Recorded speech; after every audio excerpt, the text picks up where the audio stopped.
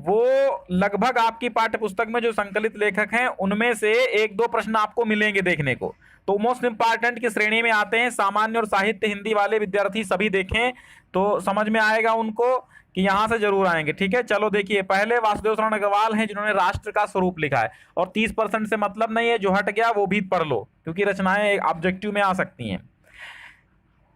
Doctor Vasudev शरण अग्रवाल ने पृथ्वी पुत्र लिखा, भारत की एकता लिखा, कल्प वृक्ष लिखा, कल्पधारा, वागधारा और माता भूमि। ये इनकी 6 रचनाएं आपको रट लेनी है। ठीक है, पृथ्वी पुत्र, कल्पलता, भारत की एकता, वागधारा, कल्प वृक्ष और माता भूमि। इनको कैसे रटेंगे, आपको रट्टा मारना, पृथ्वी पुत्र वासुदेव शरण अग्रवाल, कल्पलता वासुदेव शरण अग्रवाल, भारत की एकता वासुदेव शरण अग्रवाल, वागधारा वासुदेव शरण अग्रवाल, कल्प वृक्ष वासुदेव शरण अग्रवाल, माता भूमि वासुदेव शरण अग्रवाल। तो अब आपसे पूछा जाएगा कल्पलता किसकी है, हजारी प्रसाद द्विवेदी की भी है और वासुदेव शरण अग्रवाल की भी है, तो ये दोनों में कंफ्यूज मत होइए। अगर ऑप्शन दोनों है तो कोई एक लगा दीजिए, कोई दिक्कत नहीं है। पृथ्वी पुत्र, भारत की एकता, वागधारा और माता भूमि ये, और देखिए कल्पवृक्ष आ भी चुकी है, 2000 ZC पेपर में आ चुकी है ये रचना। तो मैंने कहा ना आपसे कि एक आध मिल जाएंगी आपको। चलिए जैनेन्द्र कुमार की देखिए, जैनेन्द्र कुमार जिन्होंने लिखा भाग्य और पुरुषार्थ, जड़ की बात, प्रेम और परिवार, परख, त्यागपत्र, जयवर्धन, पाप और प्रकाश दुखदा, नीलम देश की राजकन्या और पूर्वोदय। ये 10 रचनाएं जैनेन्द्र कुमार की हैं, तो इनको आप समझ लीजिए। ठीक है,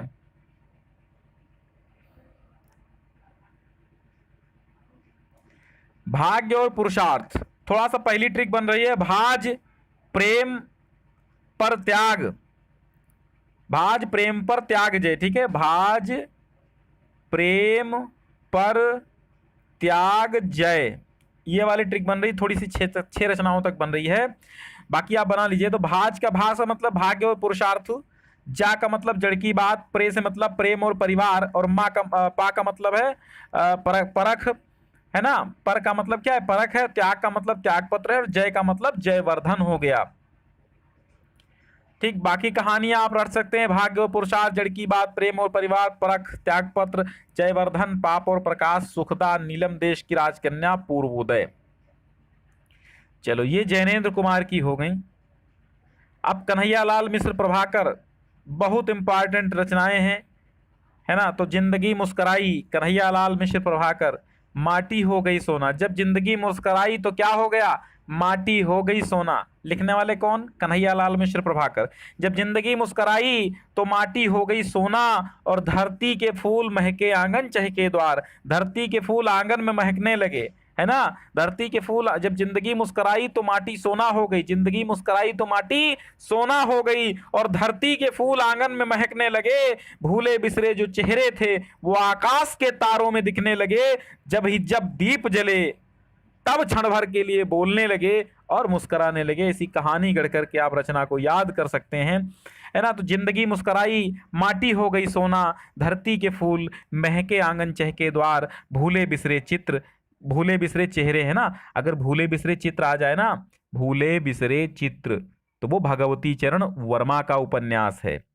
भूले बिसरे चेहरे आ जाए तो ये कन्हैयालाल मिश्र प्रभाकर का है।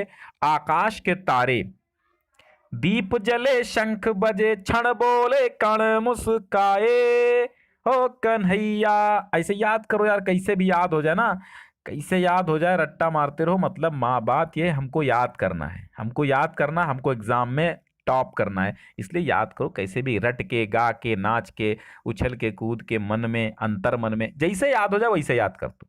मतलब बोर्ड का मतलब क्या है कि याद करो। अब देखो आचार्य हजारी प्रसाद द्विवेदी का आया। आचार्य हजारी प्रसाद द्विवेदी की रचनाएं हैं अशोक के फूल, आलोक पर्व, कबीर, सूरदास, साहित्य का मर्म, पुनर्नवा, हिंदी साहित्य की भूमिका, विचार प्रवाह, कुटज, अनामदास का पोथा, बाणभट्ट की आत्मकथा, और चारुचंद्र लेख, हिंदी साहित्य का आदिकाल। तो आप इसे पढ़ेंगे, अशोक के फूल आचार्य हजारी प्रसाद द्विवेदी, आलोक पर्व आचार्य हजारी प्रसाद द्विवेदी, विचार प्रवाह आचार्य हजारी प्रसाद द्विवेदी, कबीर, कुटज, सूरदास। अब कबीर, सूरदास तो किसने लिखा, यानी इन पर आलोचना लिखी है आचार्य हजारी प्रसाद द्विवेदी ने। तो कबीर और सूरदास किसने लिखी, आचार्य हजारी प्रसाद द्विवेदी ने। अनामदास का पोथा साहित्य का मर्म, बाणभट्ट की आत्मकथा, पुनर्नवा, चारुचंद्र लेख, हिंदी साहित्य की भूमिका, हिंदी साहित्य का आदिकाल। ठीक, चलो, पंडित दीनदयाल उपाध्याय, PDDDU, है ना, पंडित दीनदयाल उपाध्याय, PDDU, पंडित दीनदयाल उपाध्याय। सम्राट चंद्रगुप्त, जगत गुरु शंकराचार्य, अखंड भारत क्यों, राष्ट्र जीवन की समस्याएं, राष्ट्र चिंतन, राष्ट्र जीवन की दिशा। देखो, अब राष्ट्र से इन्होंने 3 लिखी, कौन कौन सी, राष्ट्र जीवन की समस्याएं, पंडित दीनदयाल उपाध्याय, राष्ट्र जीवन की समस्याएं, पंडित दीनदयाल उपाध्याय, राष्ट्र जीवन की दिशा, पंडित दीनदयाल उपाध्याय, राष्ट्र चिंतन। तो जो भी राष्ट्र से आए ना, तो पंडित DDU ने किया, है ना, पंडित DDU। राष्ट्र के बारे में अगर रचना आ जाए तो पंडित DDU। राष्ट्र जीवन की समस्याएं, राष्ट्र जीवन की दिशा, राष्ट्र चिंतन, 3 प्रकार के राष्ट्र की बात कही है। राष्ट्र जीवन की समस्याएं रचना लिखी, राष्ट्र जीवन की दिशा, राष्ट्र चिंतन, अखंड भारत क्यों, पंडित दीनदयाल उपाध्याय, सम्राट चंद्रगुप्त, जगत गुरु शंकराचार्य। ये PDF पाने के लिए आपको टेलीग्राम चैनल पे मिलेगी, ज्वाइन कर लीजिए, डिस्क्रिप्शन में मिल जाएगा। और अगर आप टेलीग्राम चैनल ज्वाइन नहीं कर पाते हैं तो इसके स्क्रीनशॉट लेते रहिए, लिखते रहिए, ठीक है, नोट्स जरूर बनाइए। अब देखिए, प्रोफेसर जी सुंदर रेड्डी की 4 याद कर लो, साहित्य और समाज, वैचारिकी, मेरे विचार, भाषा और आधुनिकता। तो भाषा और आधुनिकता तो आपके पाठ्यक्रम में है ही, है ना, प्रोफेसर जी सुंदर रेड्डी की। और वैचारिकी, साहित्य और समाज, मेरे विचार, मेरे विचार, और इसी मेरे विचार से विचार के बाद बन गया वैचारिकी, है ना, साहित्य और समाज, भाषा और आधुनिकता, ये याद करो। हरिशंकर परसाई, देखो 2020 ZB में आया, हमने बताया ना आपको, 1-2 मिलेंगे आपको पेपर में। तो जैसे उनके दिन फिरे, रानी नागफनी की कहानी, तट की खोज, भूत के पांव पीछे, सदाचार का तावीज, शिकायत मुझे भी है, और निंदारस। तो निंदारस तो आपके पाठ में थी, आपके पाठ्य पुस्तक में ही है, लेकिन 2021 में हट गया है। लेकिन फिलहाल आपको रचनाएं हरिशंकर परसाई की याद कर लेनी है ना, हो सकता आ जाएं। तो जैसे उनके दिन फिरे, रानी नागफनी की कहानी, तट की खोज, सदाचार की तावीज, निंदारस, भूत के पांव पीछे, और शिकायत मुझे भी है। लास्ट है और मोस्ट है डॉक्टर APJ अब्दुल कलाम। मैं आपको एक वादा करता हूं और एक दावा भी करता हूं कि इसमें से एक रचना इस बार आएगी, बिल्कुल पक्का है, बिल्कुल 100% श्योर है। तो बिल्कुल रट डालिए, India 2020 vision for the new millennium, 1998 में लिखी गई, है ना।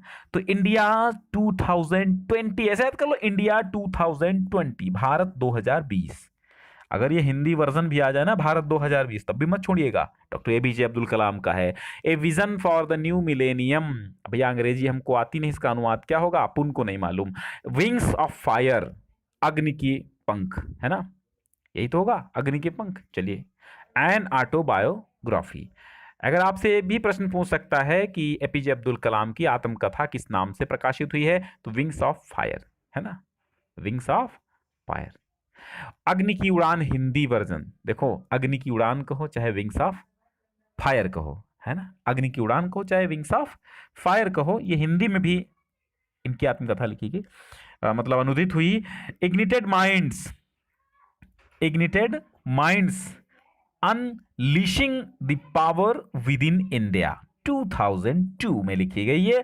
आरोहण प्रमुख स्वामी जी के साथ मेरा आध्यात्मिक सफर। तो ये 5 रचनाएं अपने प्यारे राष्ट्रपति, पूर्व राष्ट्रपति और पूजनीय, हमेशा श्रद्धेय हैं डॉक्टर APJ अब्दुल कलाम जी, जिन्होंने हिंदुस्तान में कुरान और भगवत गीता दोनों पढ़ी हैं। मैं उनको सलाम करता हूं। तो डॉक्टर APJ अब्दुल कलाम एक महान वैज्ञानिक थे और एक महान राष्ट्रभक्त थे, हम इन्हें कभी भुला नहीं सकते। इनके जैसा व्यक्ति तो शायद दुनिया में अब दोबारा आए, तो इनको, इनकी रचनाएं कभी ना भूलिएगा, और मौका मिले तो आप पढ़ भी लेना अग्नि की उड़ान। ये आत्मकथा है, अपनी कथा लिखी है अब्दुल कलाम जी ने, है ना, विंग्स ऑफ फायर जिसको बोलते हैं ना, ऑटोबायोग्राफी, है ना। और इंडिया 2020 भी पढ़ लेना, vision, a vision for the new millennium, और इग्निटेड माइंड्स, है ना। तो ये unleashing the power within India और आरोहण प्रमुख स्वामी जी के साथ मेरा आध्यात्मिक सफर। तो कैसा लगा आज की रचनाएं। और बच्चों हम आपके लिए एक जल्द ही सीरीज लेके आ रहे हैं। सीरीज का मैं एक ही वीडियो लाऊंगा और वो मास्टर वीडियो होगा। वो मास्टर वीडियो काहे का होगा, वो आपका एक क्वेश्चन बैंक का जो भी बहुविकल्पीय प्रश्न है लगभग राजीव प्रकाशन की, तो मैं उसके सारे बहुविकल्पीय लेकर के आऊंगा। ढेर सारे बहुविकल्पीय होंगे, उनको भी एक मास्टर वीडियो होगा, तो उसमें आप पढ़ लेना। ठीक है।